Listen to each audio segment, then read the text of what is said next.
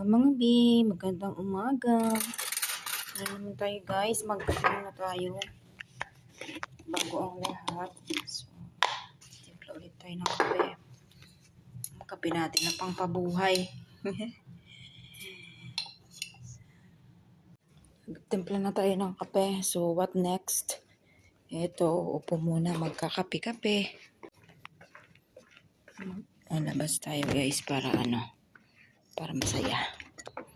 So, ito nga pala ako sa tingin-tingin sa aking tinanim. Ayun yung onion ko guys. Tsaka patatas.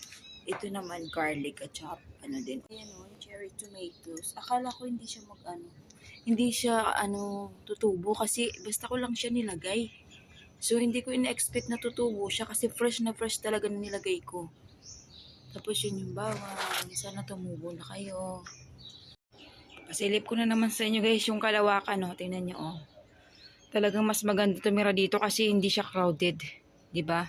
Parang nasa ka lang. Nasa probinsya ng